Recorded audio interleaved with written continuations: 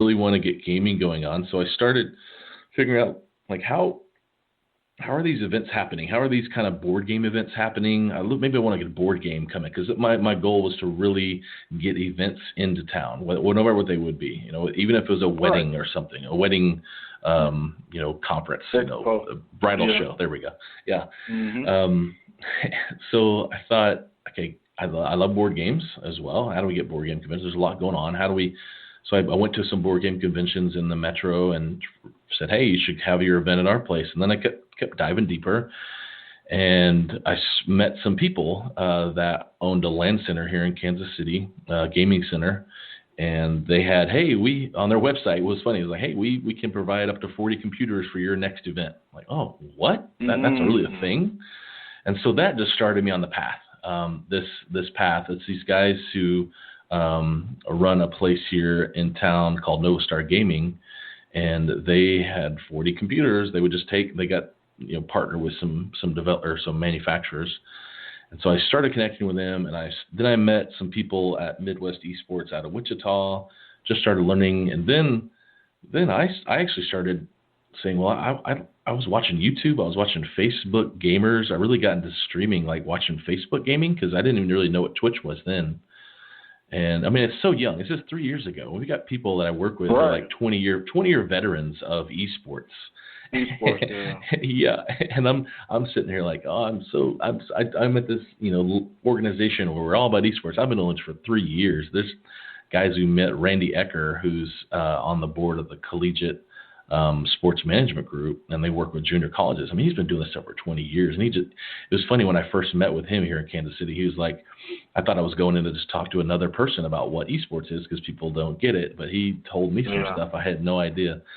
But to kind of wrap up the story about how we got here is when I just started diving deep and meeting people, I then started learning, maybe I want to stream myself. I was watching YouTubers, like doing funny voices and playing Fortnite. I was like, I can try Fortnite, but I do a ton of like cartoon voices for the kids that I work with, and do stuff all the time. I call my mom all the time and leave silly messages of Sean Connery or whatever it may be. And so I started like creating that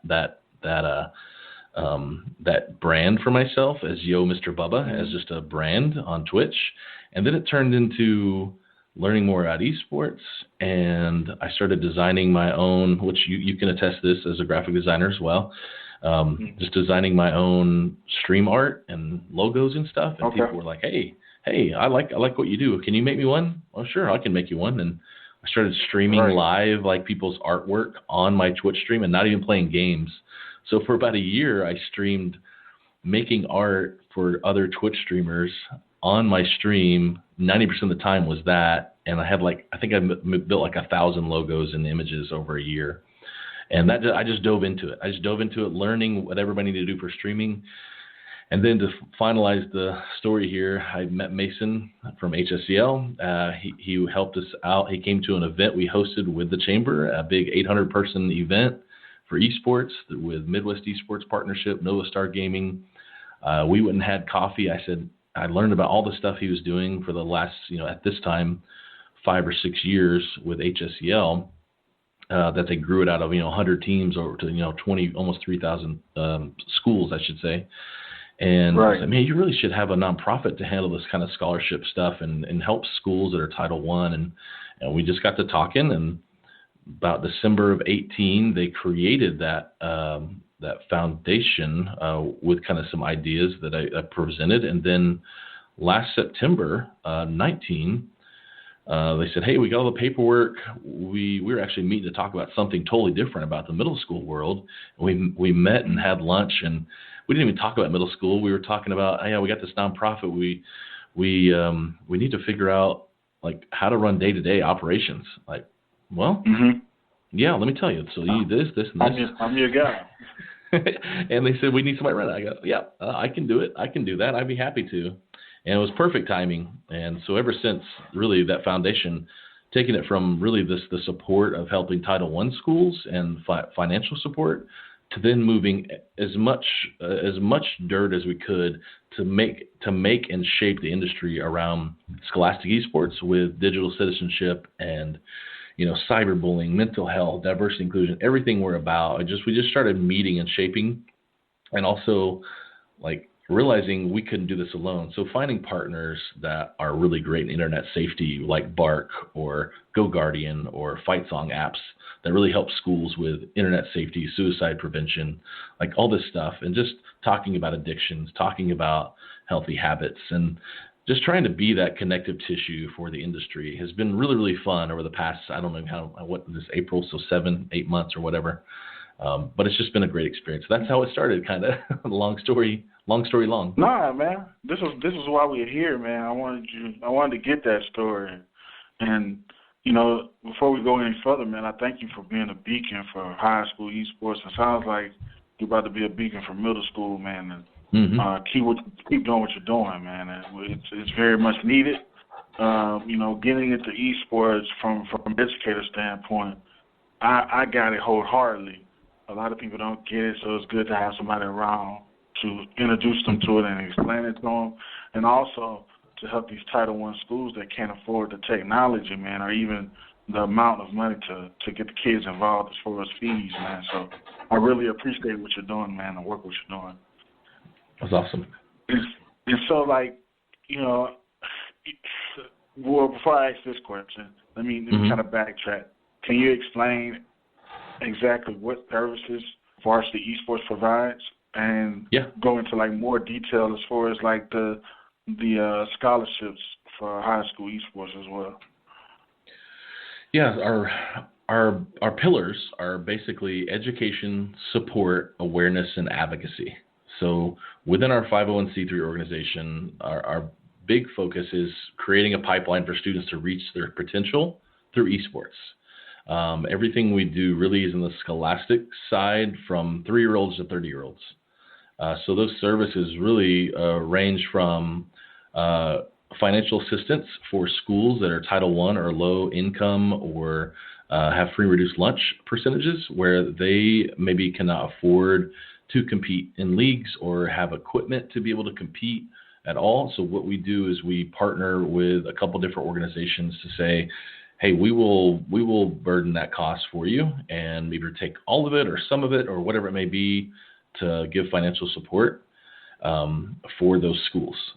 We also work with a couple organizations like the High School Esports League and eFuse. They both have scholarship opportunities within their organizations, whether it be competitive scholarships or it would be with eFuse. They have merit-based and kind of competition as well. And those scholarship side, we're, as a foundation, as a nonprofit, as a public foundation, we're able to hold money in donor-advised restrictive funds and then distribute those to students or to their colleges of choice. And they don't have to really be going to college for an esport program. They can go for anything, and we will send that money directly to the school. So one, it's a tax benefit for the student because they don't have to pay tax dollars on that money. And if they use it on tuition or books, then they definitely, it's just like any other scholarship. If you were to be, like for the High School Esports League, if you were a comparison here, traditional sports, well, somewhat traditional sports, not in the what we would always think of basketball, football, but like things like rodeo. Rodeo is a competitive sport where you can win scholarships and you can also win prize money. And they work with nonprofit foundations to supply scholarship dollars and prize money out to those students across the country for those winnings. Same thing with us for esports competitively or merit-based kind of things or challenges on social media through things like eFuse. So services-wise, financial side, financial assistance, and scholarships. And we do scholarships and kind of prize stuff with a couple different organizations like DreamHack we do some scholarship prize offerings with them for students that we either send to their school or their university they're going to. And then the other whole big side of it, and I don't know really the percentage of stuff that we do where I really should make a pie chart, because we jump around and do a lot of fun stuff because we're just trying to be many different things for the organization, and we're growing, and there's no ceiling on esports, right? And right. So the other side of it is really our awareness and advocacy. Awareness and advocacy around digital citizenship is huge. All those kind of initiatives that I mentioned: internet safety, suicide prevention, esports literacy, healthy habits, financial literacy, diversity inclusion, cyberbullying, mental health, addictions, belonging. All that stuff is really wrapped around our other pillar, education, because we do focus on scholastic esports as an opportunity to belong. The education side for us is the partnership with High School Esports League and Dr. Christy Custer and Mike Russell out of Mays, Kansas, which is just near Wichita. They created the Gaming Concepts esports curriculum. Last year, they put it out last February, so it's been over a year that it's been out. There's about 100 schools that use it, if not more, across the country, either as an after-school curriculum or part of an elective class. And it's gaming concepts, and it's not just teaching. And I know your other interviews, I think Charlie and Aaron may have talked about it as well, because it was an original partnership with them, and we kind of partnered with HSCL to take on the kind of the fun stuff and let them focus on leagues and league management, so we can take on all this fun and education stuff to be the support vessel for it. And so we in tandem promote it, but it's really a nice way for teachers and sponsors to say to their administration, hey, we've got free curriculum that is the 7 most downloaded curriculum of all curriculums on Microsoft Education, and in 40 different countries it's used. And we have a way, I'm saying me as a teacher, I have a way to get these kids engaged with 20 minutes of gameplay once or twice a week in an after-school program, 20 minutes of discussion and evaluation, and then 20 minutes of talking about a certain subject. And that subject in the lesson plan could be about the food pyramid, or it could be about shoutcasting, commentating for esports, or it could be how to build a router or a computer. So it's a very wide breadth of information in the curriculum they created that is just going to keep growing, and we'll create more with them. But the idea of using it as an opportunity for students to have college and career readiness through the lens of esports is really huge, because it's just another way to get gaming into schools when we have 36,000 high schools in the country, and really not even, but just about 3,000 are playing esport clubs. So there's an opportunity for a lot of schools to be able to start clubs of their own. It's just getting the information and getting administrators to also buy into it.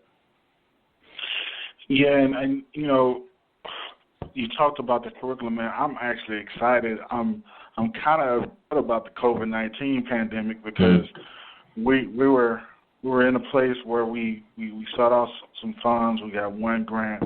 We were about to build out an esports media room, and